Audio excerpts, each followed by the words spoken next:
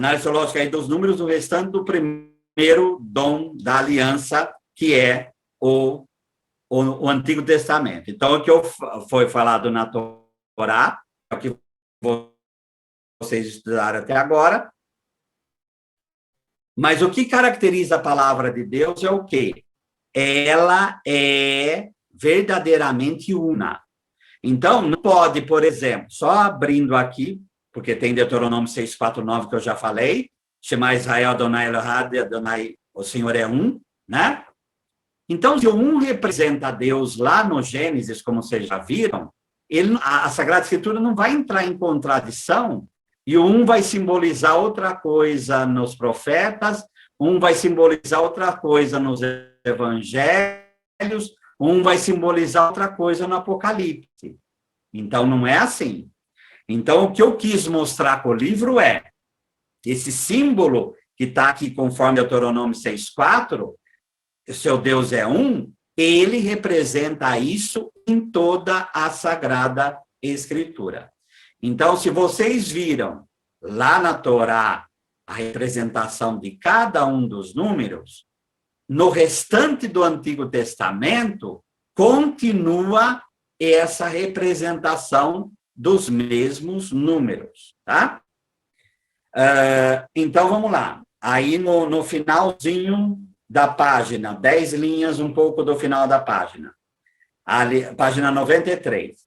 A aliança entre Deus e o seu povo é confirmada por Josué através de uma grande pedra erguida. Então, essa coisa do um, e depois nós vamos ver que também vai ter as 12 pedras quando entra lá na Terra Prometida. Mas essa única pedra que representa o Deus único, tá?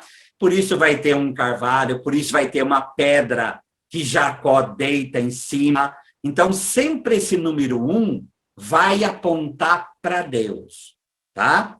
É uma escada que sobe e desce, no caso lá, Jacó. O herdeiro, como Salomão, foi o único escolhido pelo Senhor.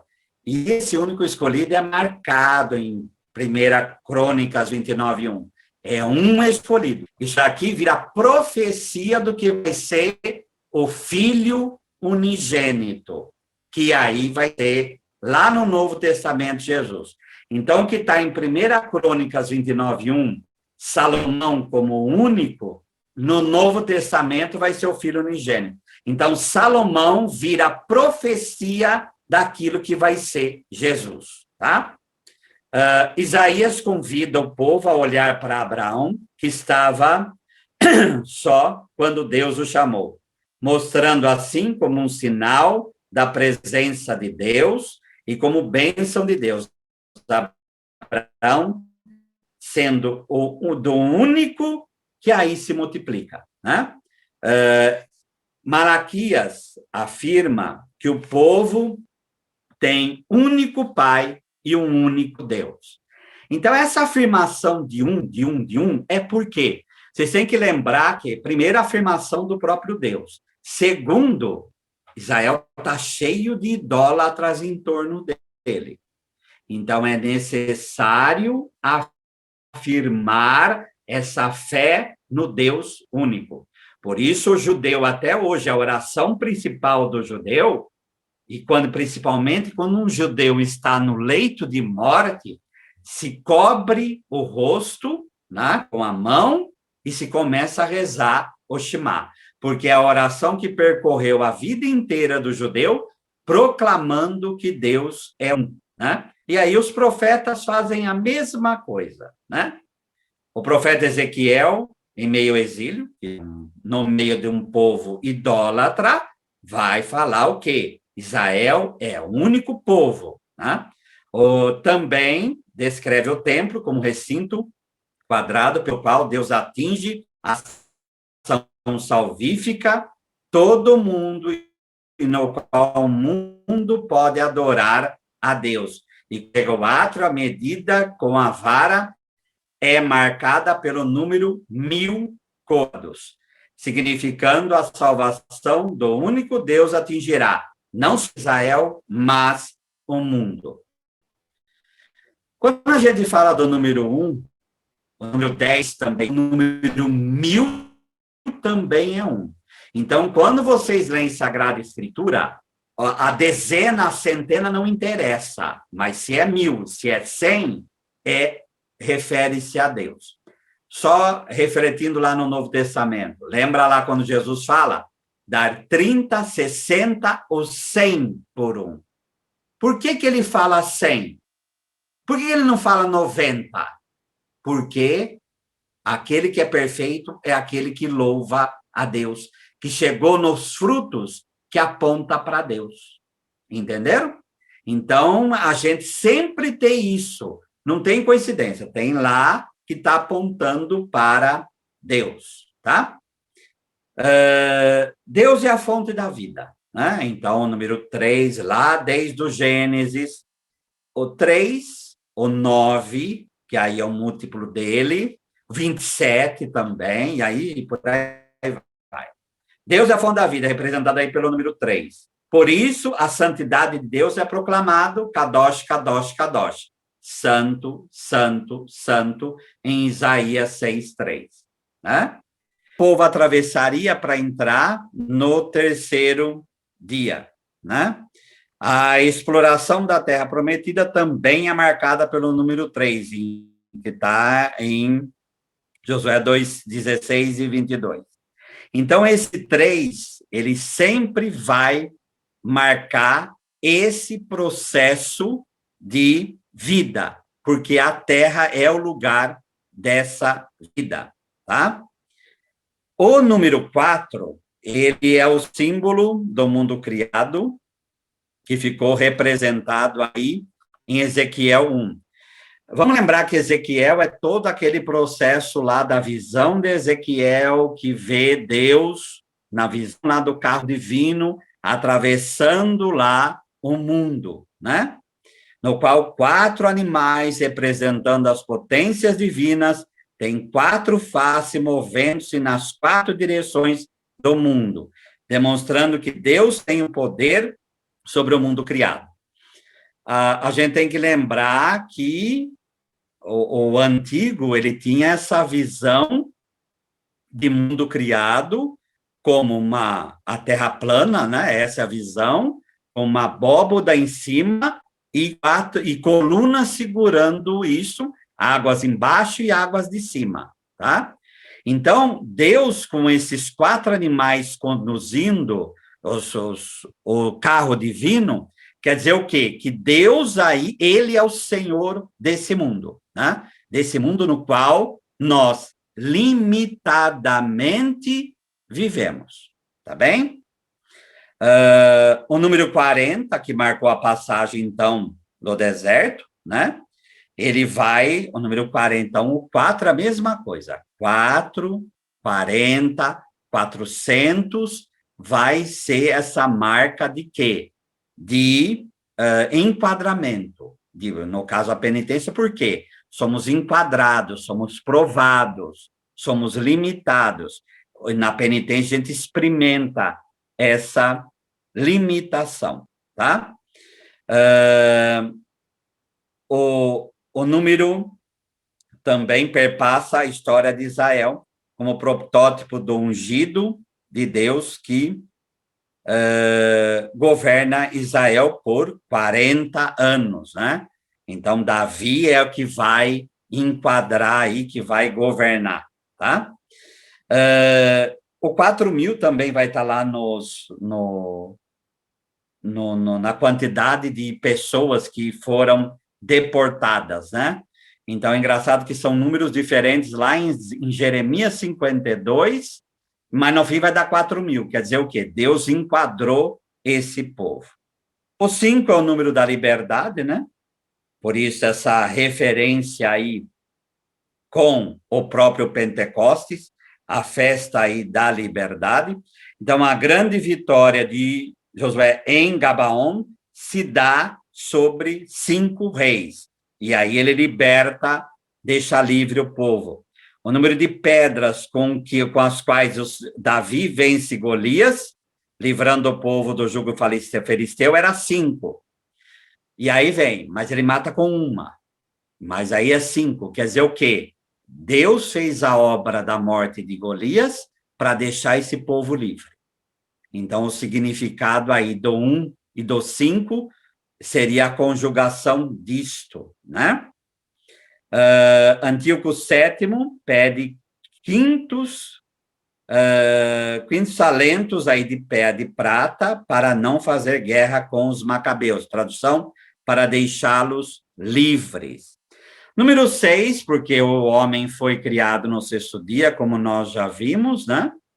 Então, o número de homens que segue Saul entre este fazer um sacrifício, sem ser sacerdote, é de 600. Quer dizer o quê? Saul não pode fazer sacrifício, tá? Saul não pode fazer sacrifício porque ele não é sacerdote. Inclusive, a pena da perda do reinado de Saul vai ser porque ele fez sacrifício, ele tomou posse do sacerdócio. Então, por isso que a Bíblia coloca que são 600 homens que o seguem, porque a obra que Saul vai fazer é uma obra humana, e não uma obra divina, né? E não uma obra divina. A lança de Golias também pesava 600 ciclos, então Davi vence ele com pedrinhas, com uma pedra, e ele vai com poder humano. Quem vence, por isso que Davi vai gritar lá, né? Eu vou em nome do Senhor.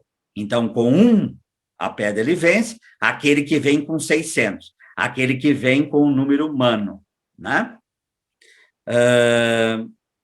Também o autor sagrado quis mostrar que a riqueza de Salomão era a sabedoria, né? O ouro era apenas a riqueza atribuída pelo ser humano, por isso o peso em ouro que Salomão trazia cada ano era de 666. Esse 666, que depois vai dar o famoso número lá do Apocalipse, quer dizer o quê? Essa coisa do ouro é humano, tá? É mais humano. O que Deus quer é o próprio ser humano, e não coisas materiais, como está no Salmo 49, não é bezerro, não é isso, eles são somente instrumentos, tá? E não a coisa em si, tá? E, finalmente, o número 7. O número 7 é o número principal. Então, se vocês forem contar qual é o número principal da Bíblia, é claro que o 1 é importante, vou chamar Israel, como nós já falamos, mas o 7 é o que mais aparece, porque são 7 dias das semanas, esse 7, ele acompanha o tempo todo o sacrifício, né? Porque ele sempre, o 7 é o quê? A criação em Deus. O 7 é o quê? O homem, o ser humano em Deus, tá? Por isso, a tomada de Jericó são 7 dias em torno ali. Então, no 7, aquela cidade vai pertencer ao povo de Deus, porque é Deus com trombetas, é o louvor de Deus que dá aquela cidade aos israelitas. No canto de Ana, 1 Samuel 2,5, Deus intervém e cumpre a sua promessa, a estéril dá à luz a 7 filhos, né? Então, aquela que não podia ter filhos, agora tem 7, porque foi Deus quem deu. Por causa do orgulho de Davi, em recensear o seu povo, o profeta Gade diz que Deus propõe a escolha dentre 3 castigos, porque vai tirar a vida. 7 anos de fome, 3 meses de fuga dos inimigos ou 3 dias de peste. Davi escolhe o último ao se entregar ao julgamento daquele que é a fonte da vida, que é o próprio Deus, tá? O encerramento da consagração do templo é marcado pelo número 7. Então, aí está o texto.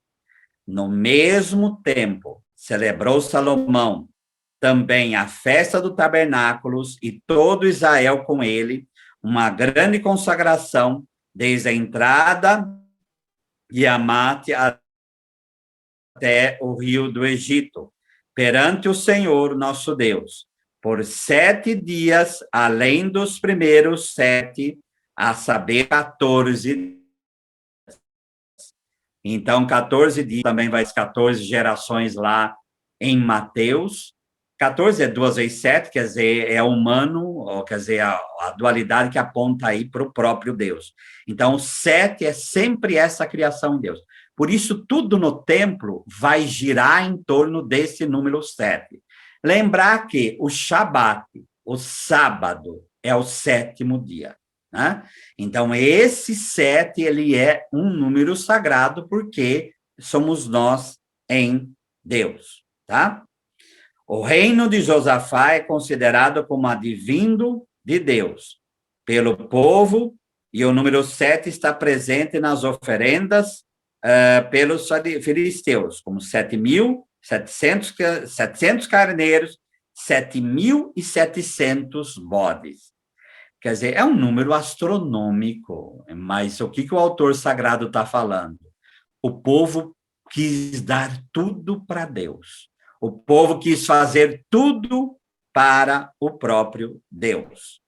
Naamã, que era para ser curado de lepra, o profeta Eliseu manda o quê? Entra 7 vezes no rio. Porque o quê?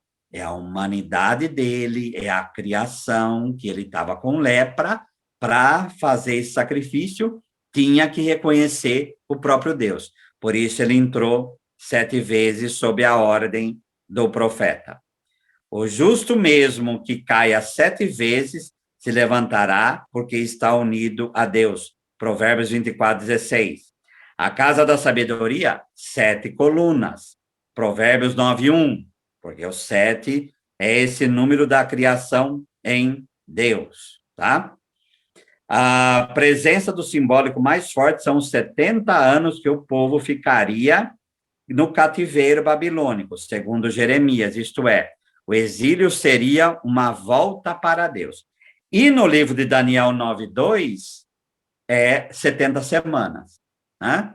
70 semanas de anos. Então, é novamente, mas o exílio não dura 70 anos. O que quer dizer a profecia de Isaías? Que esse povo ia passar pelo exílio e ele ia voltar para Deus. Esse é o significado dos 70 anos aí de Jeremias. O 12, ele é o número do povo, né? Então, por isso, 12 filhos de Jacó, que dariam o povo de Deus, as 12 tribos, e depois haviam os 12 apóstolos, né? E aqui o texto de Josué 4, então vamos lê-lo.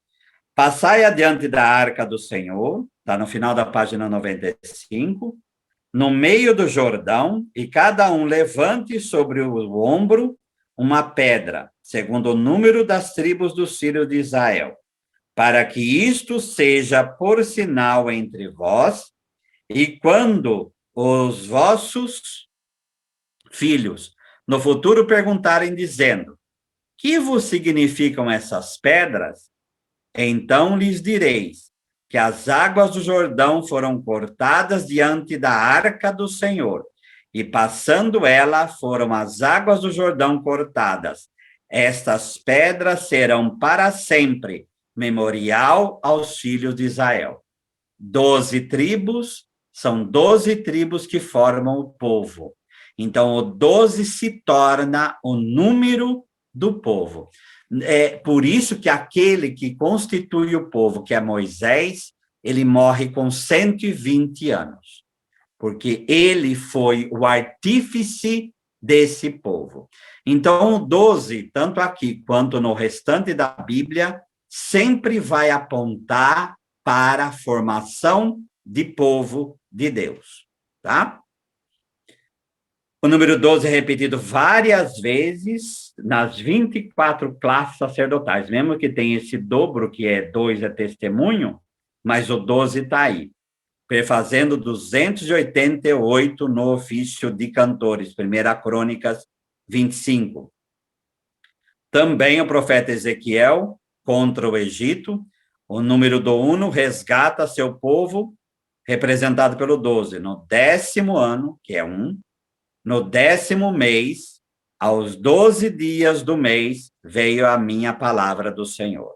Então, pode ser que em algum lugar isso nunca, mas aqui fica claro essa referência com relação ao povo. tá? No profeta Daniel, que é muito complexo isso, né? Mas em meio à perseguição, Daniel sobe para rezar 3 vezes por dia. Punha-se de joelhos, voltado para Deus, como fonte da vida, né? Aquele que daria a vida a seu povo. No capítulo 4, 4 animais, como 4 impérios. O quarto animal, um quarto reino, a partir do qual surge Antíoco Epífanes, porque o livro de Daniel se refere, fala de Nabucodonosor, mas se refere ao Império Grego, né? E o principal aí é esse quarto. Por quê? Antíoco Epífanes foi o grande homem perverso que provou os filhos de Israel. Então, por isso essa festa de 4 que tem nesse capítulo aqui.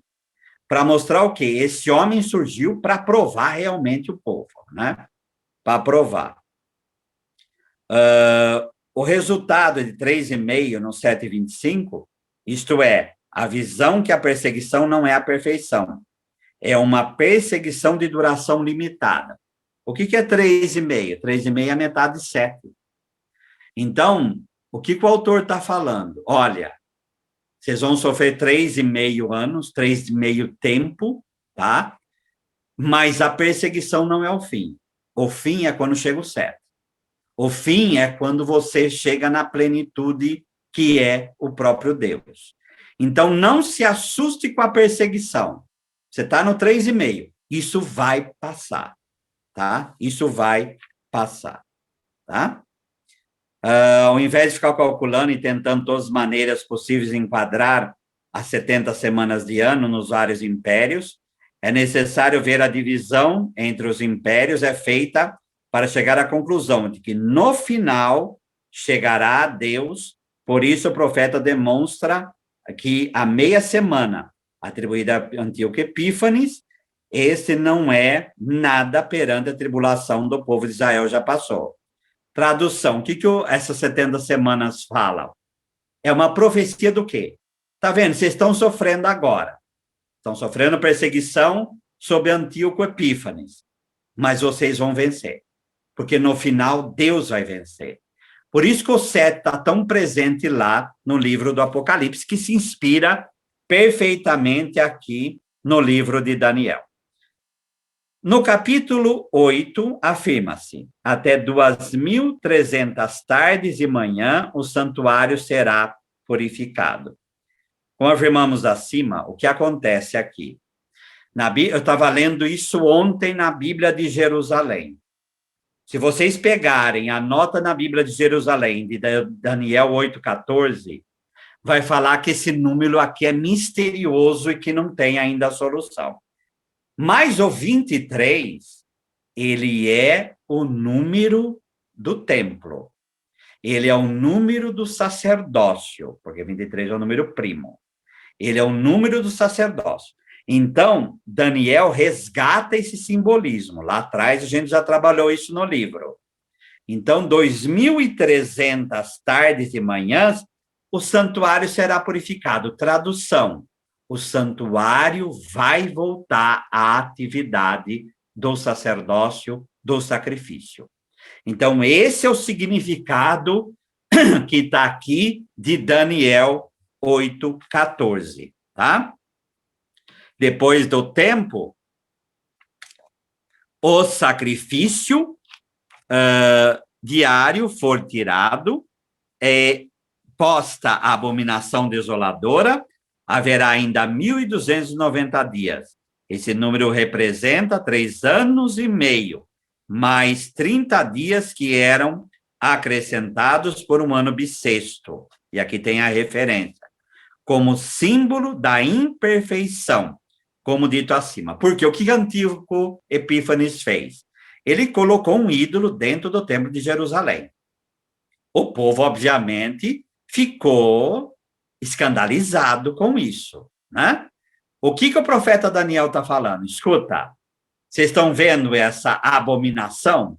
Ela é 1.290 dias. Isso vai passar. E nós estamos na metade do tempo. No final, Deus vai vencer. Então, qual é a finalidade da apocalíptica aqui, que é o texto aqui. Olha, calma, vamos passar por essa perseguição, mas no final Deus vai vencer, tá? Bem-aventurado aquele que chegasse a 1335 dias. 45 dias, quando é 4, aprovação, pela qual se chega à liberdade, que é o número 5. Depois de tudo isso, se chegará ao fim dos dias, ao repouso e à perfeição. Então, o que o profeta está falando?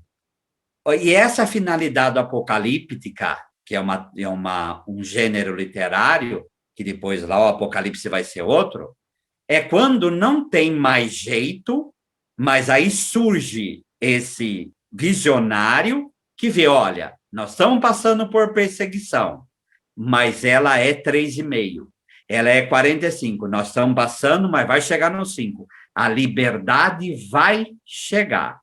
Então, calma, confia em Deus, que essa liberdade vai chegar. E aí nós terminamos o capítulo 5, tá bom? Obrigado, padre, pela sua fecunda Desculpa explicação. entrar, não sei se eu me confundi. Fica tranquilo, padre, fica tranquilo. Eu agradeço a vossa presença aqui hoje, padre. E eu queria abrir aqui para perguntas, caso eles tenham. Eu posso fazer isso, Sim, padre? à disposição. Tá bom, então. Quem quiser, por gentileza, o padre está à disposição aqui para eventuais questões, perguntas. Fique à vontade, irmãos.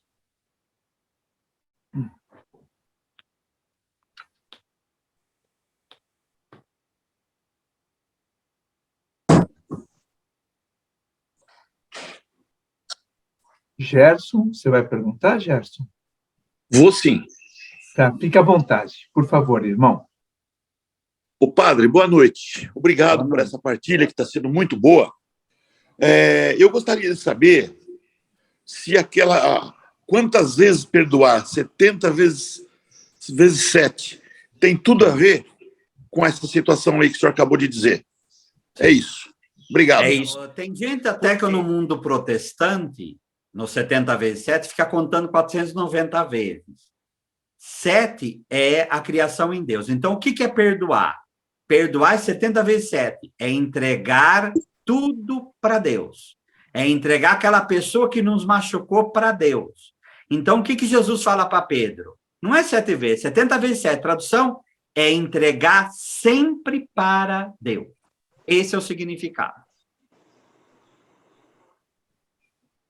Obrigado, padre. Tá bom? Obrigado, padre. Obrigado, seu Gerson. Mais alguém quer perguntar aqui ao padre? Alguma questão?